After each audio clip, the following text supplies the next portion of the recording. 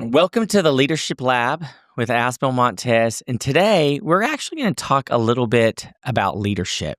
So I want to thank you for taking the time for the next probably 30 to 40 minutes as we talk about you as a leader, really reflectively. More than talking about others, it's very easy for us to get distracted and really focus on other people as leaders. But today we're going to spend some time talking about us as a leader.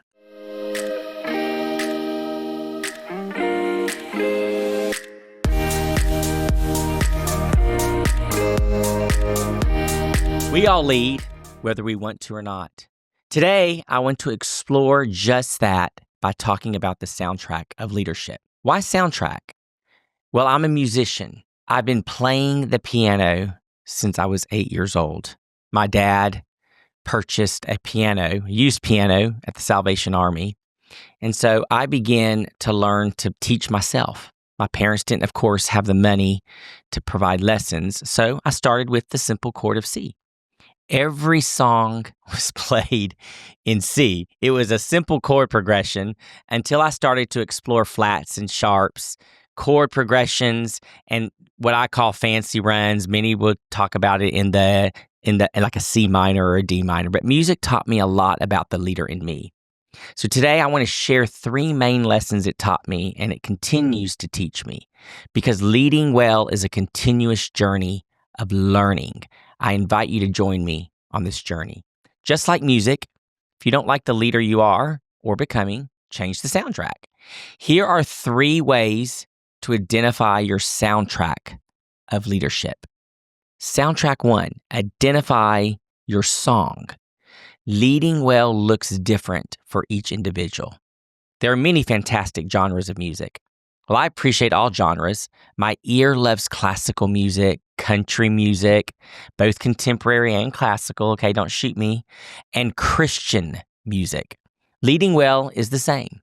What genre of leadership speaks to you? So here are 4 genres in the Leading Well soundtrack. Servant leadership. Robert Greenleaf says it this way: the first and most important choice a leader makes is the choice to serve, without which one's capacity to lead is severely limited. Now, my sisters and I were taught the principle of it is better to give than to receive by my parents from the time I was probably 7 or 8. Servant leadership doesn't mean you're a weak leader. It just means you're a relational leader. You understand the concept of reaping and sowing. The more you give, the more you influence, the more you reach. Compassionate leadership. There are a few leaders over time that have mirrored what it means to have compassionate leadership. It was modeled by Mother Teresa when she made one of the most impactful statements that still resonate with me. If you can't feed 100 people, then feed just 1. Compassionate leaders, they understand the meaning of gradual or continuous. Compassionate leaders understand it may take many acts of compassion to create impact. Slow and steady wins the race. Oxford Dictionary describes compassion. It describes it this way: sympathetic, pity, and concern for the sufferings or misfortune of others. Similar to servant leadership, compassionate leaders understand those they lead or influence. They understand when an employee with children needs to have a structured schedule or some flexibility to allow for babysitters, doctor's appointments, school functions, etc. Compassionate leaders know it's not personal when their employees must leave at their designated time due to life. They schedule accordingly. They allow for these life patterns. Then you have what we call, which I love, grace leadership. That's why we call the leadership series that we're doing Space for Grace. Grace leaders know and they lead by example. They understand the law of reaping and sowing. Grace leaders know that if they sow goodness, they will reap goodness. And the opposite is also true. Grace leaders know that if they sow kindness, they will reap kindness. And the opposite of that is also true.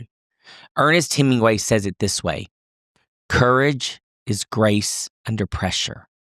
Because being a grace leader requires courage. Courage to extend grace when things happen around you where you want to react versus respond. Grace requires courage to look fear in the face and say, not today. Grace leaders know that strength in leadership is done in the doing and less in the talking. When your actions become louder than your voice, grace leadership is at work in your life. And then you have empathetic leadership. I pinned this on social media recently, and it sums up what empathetic leadership actually is. Empathy is the ability to understand another person's experience by imagining yourself in their situation. It involves looking at the world from someone else's perspective and seeing through their eyes. Leadership in healthcare finance isn't just about managing revenue cycles or optimizing reimbursement. It's about impact. During Hurricane Katrina, I saw this firsthand that leadership isn't about authority, it's about understanding. In times of crisis, people don't need just a financial plan. They need reassurance, trust, and a leader who sees their challenges. In healthcare finance, the same principle applies. Because behind every claim, every denied reimbursement, every budget decision, there's a patient in need of care. When we lead with empathy, understanding not just the numbers, but the people behind them, we create sustainable, patient-centered financial strategies. So how do you balance financial leadership with patient impact? It's a question we have to ask ourselves. Soundtrack number 2, silence the critics. Once you identify your leadership song with an emphasis on your, it is imperative to silence the voice of the critic who will try and derail you from your journey. Leading well is noisy. Many will support you and many will criticize you, and even more will just stay silent. Leading well knows that when I identify the soundtrack of leadership in my life, it's my soundtrack. And in order to hear my soundtrack clearly, in the noise, it may require me to put on noise-canceling headphones. Canceling the noise around me will help me to regain focus on what I know is the leadership soundtrack for my life. So let me give you a personal story of what I do to kind of put on those noise-canceling headphones that a lot of us use when we're traveling, when we're in the airplanes, and it helps me to kind of reset. I was having this conversation literally today with my business partner, Brian Choate, about removing the noise. And we were kind of talking about some things. I had gotten a surprise, actually, voicemail from someone I hadn't heard in a while that left me this message.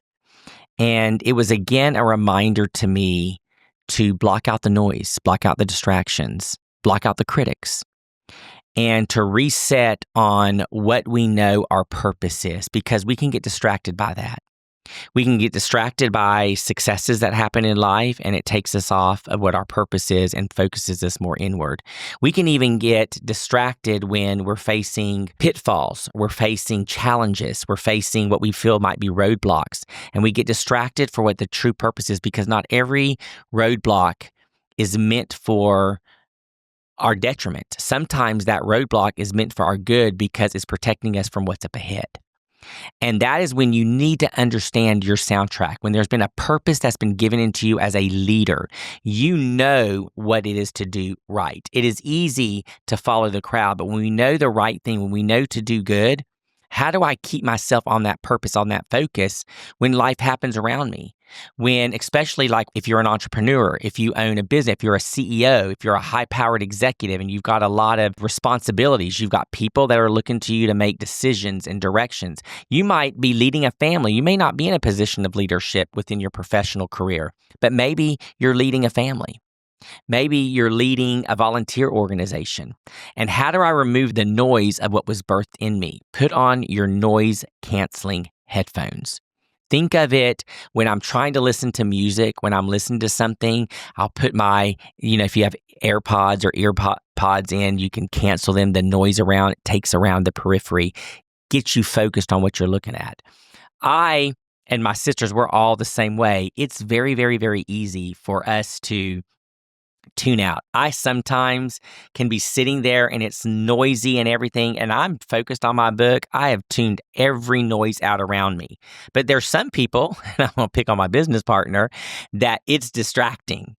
And so if something's happened, he'll hear a tick, tick, tick, tick, tick, tick, and he'll keep talking, and I laugh about it because to me, I'm not even paying attention. I don't even know what he's talking about. And he says, "You don't hear that?" And I'm like, "No, I probably have tuned it out." It depends on where you are. So if you might actually virtually need a silent space, You might need to go somewhere where it's actually physically silent. I've got to put on headphones. I've got to do things. Or you might be like me. I've got to move into a space. I've got to move into something on Saturdays. It's kind of my space when I've been traveling a lot. I know I'm going to need 2 or 3 hours to recenter and to reset. Or like today, I had to have a reminder of that. And somebody made a phone call to me, and I felt like it was a point to actually reset, refocus, and don't get distracted. That is what you know when you're using headphones to make sure you stay centered on the soundtrack of your leadership style. So soundtrack number 3, lead with authenticity and purpose. Because I've learned on my leadership journey that there are many fake leaders, and it will bleed to the surface once you get to know them. They created a facade. Should have seen the clear warning signs because their actions told me that it was all about their image, their feelings, their thoughts. They were rarely vulnerable. They rarely displayed authenticity. Instead of judging them, though, I'm learning from them. I'm learning to work on being authentic. However, in order to be authentic, I had to understand my purpose in life. There's a quote from T.D. Jakes that says this: if you can't figure out your purpose, figure out your passion, for your passion will lead you right into your purpose. You might be thinking right now, Asbel, sounds great, but how do I find my true purpose? So ask yourself this question: what is my passion?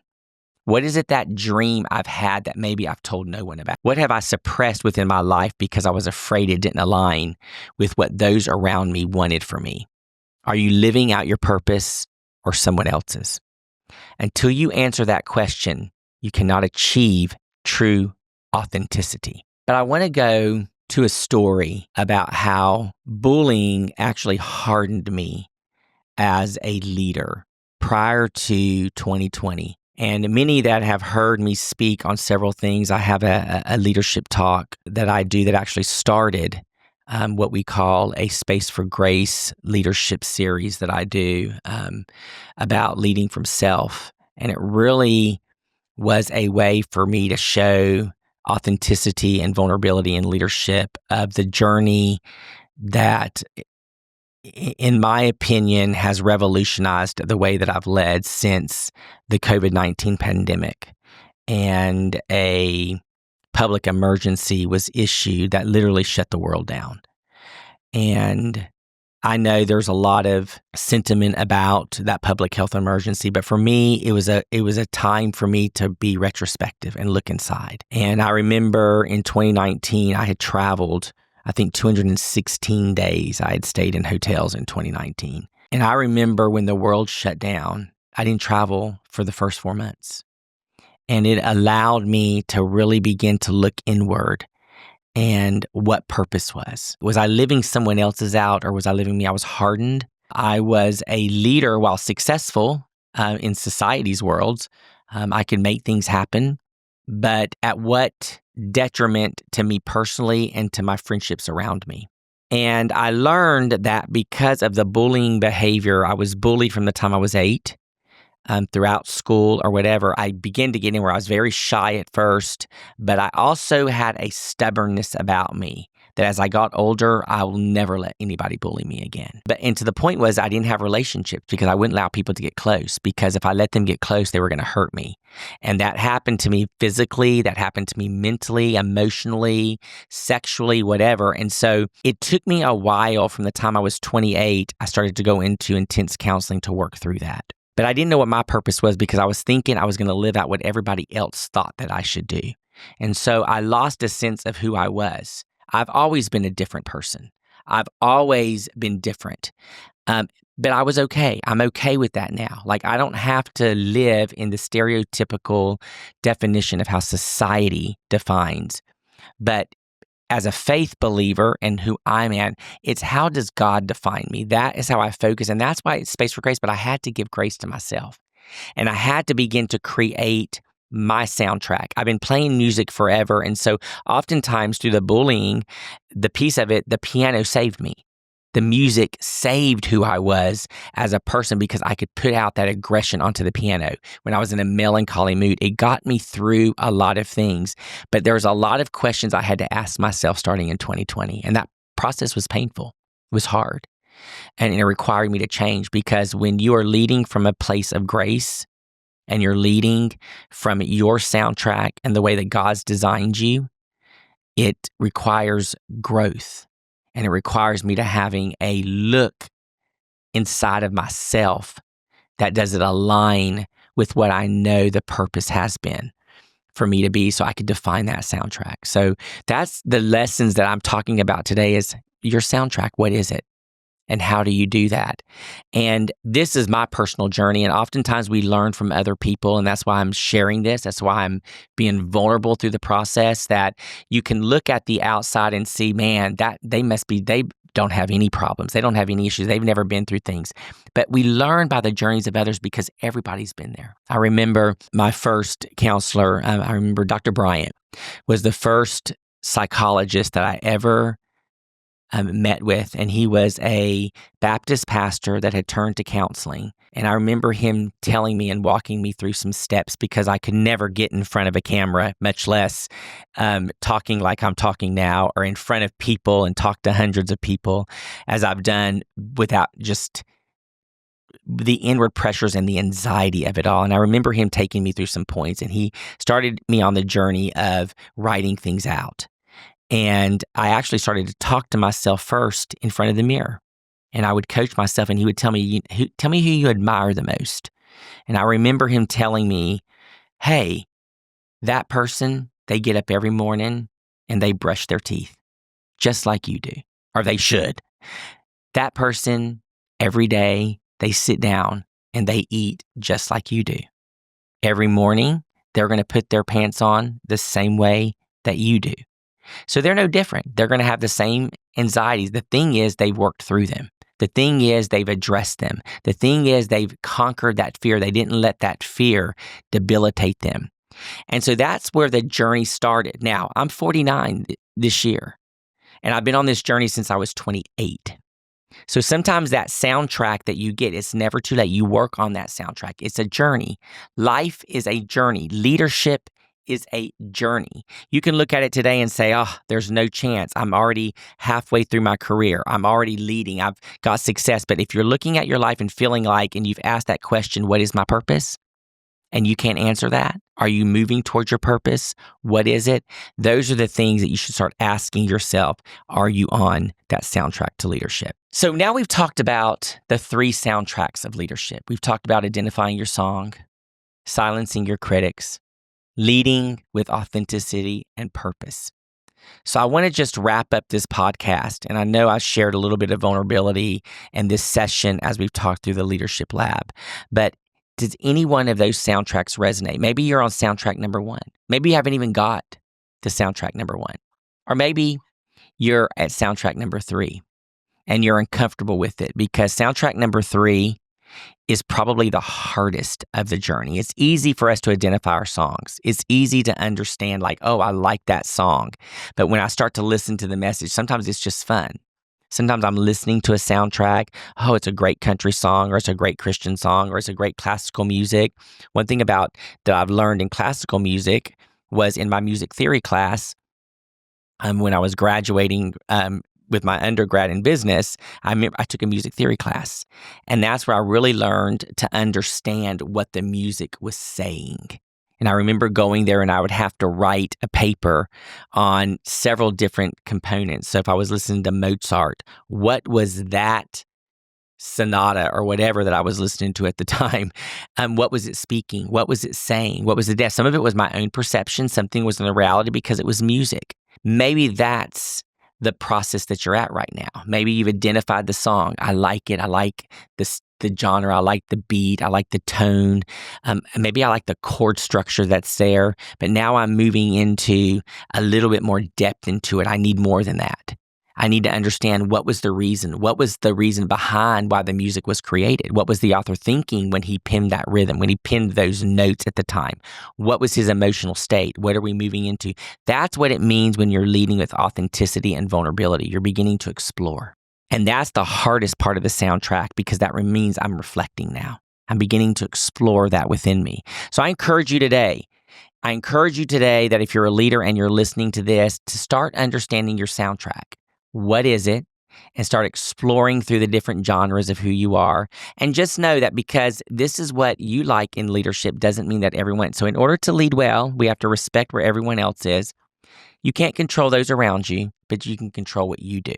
So thank you for joining this Leadership Lab.